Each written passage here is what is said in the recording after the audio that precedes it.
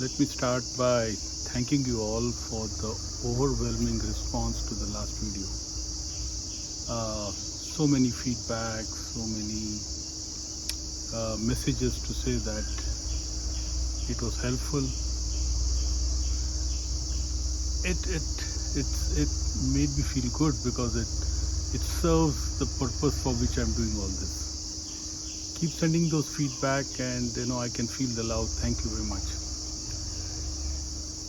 I want to touch on one question which came up in the YouTube comments last time. This was a lady who said, it was a long question, but if I just summarize that, it said basically that God gave us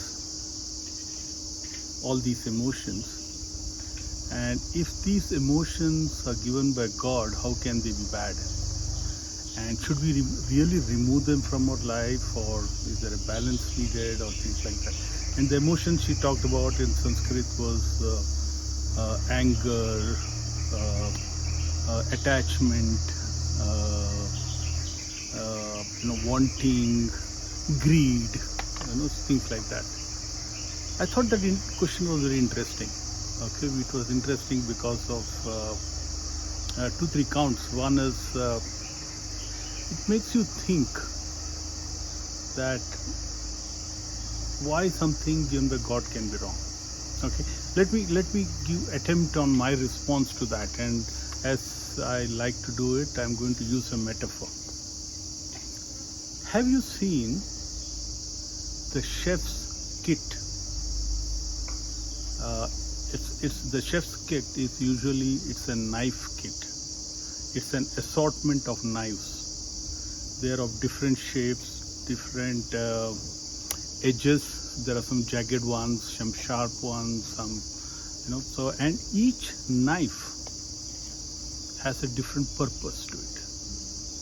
Okay, so there is a knife to cut vegetables, there is a knife to cut meat, for example.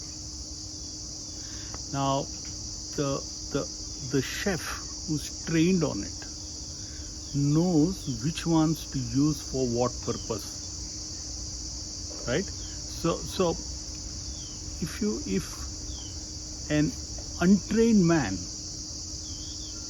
tries to use the same knife, he might end up harming himself, or worse, if there is someone with an evil intent, he uses the same knife and can do some harm to others. So the same knife which was given by, say, God, in the hand of a chef, an expert chef, it's like a piece of art. I have seen them in action, and I can tell you that it's like watching an artist paint. It's a piece of art. But the same knife in somebody else's hand can harm self or others. So how can you blame God for something which is a question of how you used it, because you were not trained how to use it, or your intent was wrong?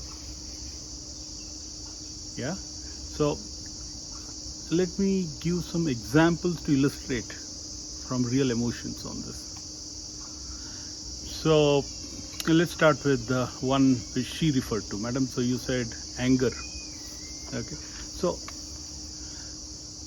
let me ask you to do one thing. The next time you feel rage inside you, anger,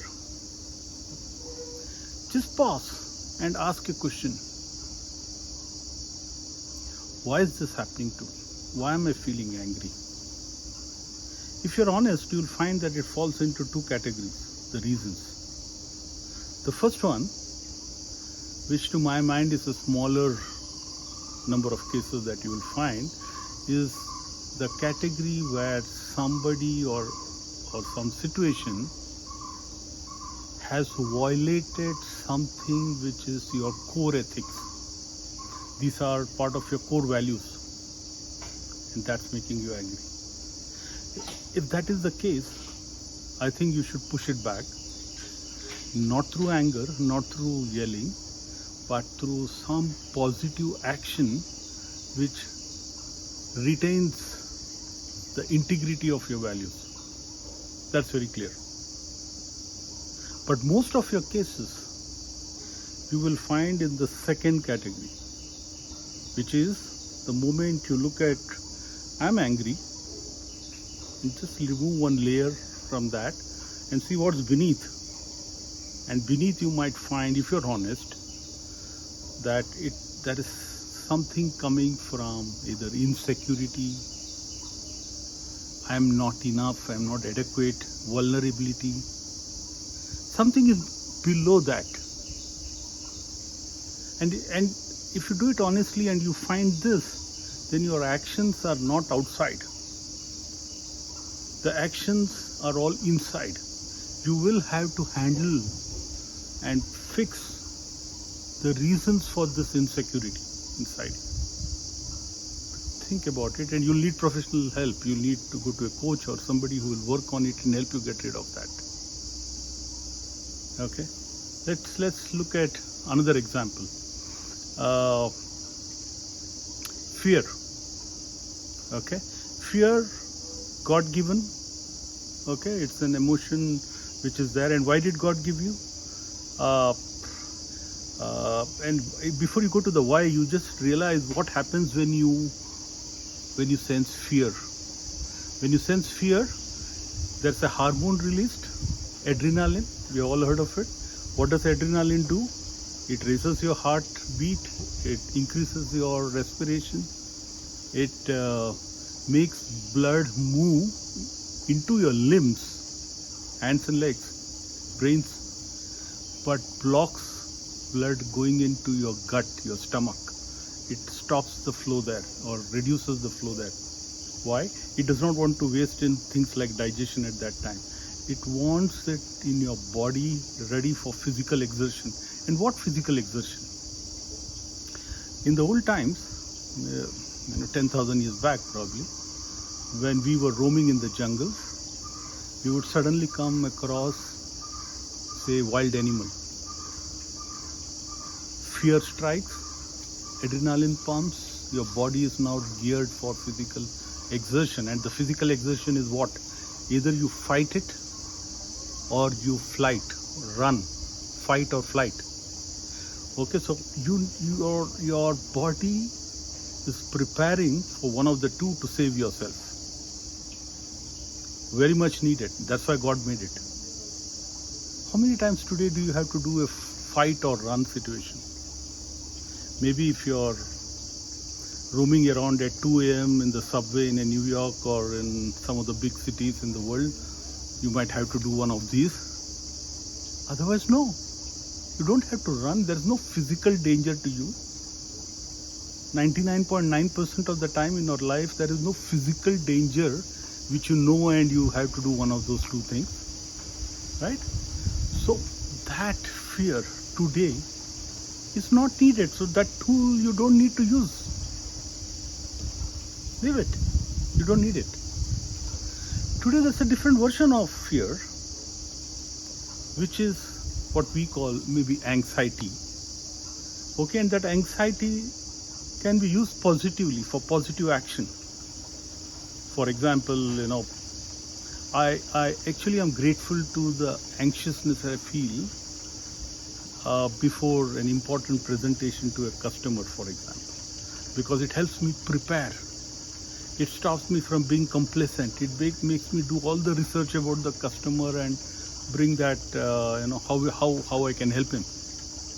Or for students preparing for an exam, it's a great way to get ready, get prepared, make sure that they are not miss something in their studies. That's a positive adaptation of anxiety. And there could be just irrational fears. Why are irrational fears? Because when we develop from the ape to a human, our body became erect and a lot of things we lost hair, body hair. But we also grew our brains quite large compared to the apes. And what grew specifically is the frontal part of the brain, which is called the prefrontal cortex, and the back part of the brain, which is the hippocampus. What does this do, the back part? This is the hard disk This is where all your old memories, the episodes are stored. And the prefrontal cortex, this is where you have this place for imagination, for the future imagination. So what happens? That's a plus point. That's an advantage because we can do all this stuff now, store and think of the future. It also has this negative side of building anxiety and fear because it looks at all the past things and says, oh, this will happen again to me. Or it imagines a future which has not happened and think of the worst and tell you, oh, all these bad things can happen to you. So irrational fears, you need to get this out of the system. You need to move them out. So to summarize the answer, madam, the God has given you all this, but it's up to you to choose which tool to use at what time. Some tools are of no use to us anymore, so we need to keep them in a corner and never use them. Some which you need to use at some time, you need to be trained on how to use them. Otherwise, you'll harm yourself if you don't use it correctly. I hope this was clear on your question. Yeah.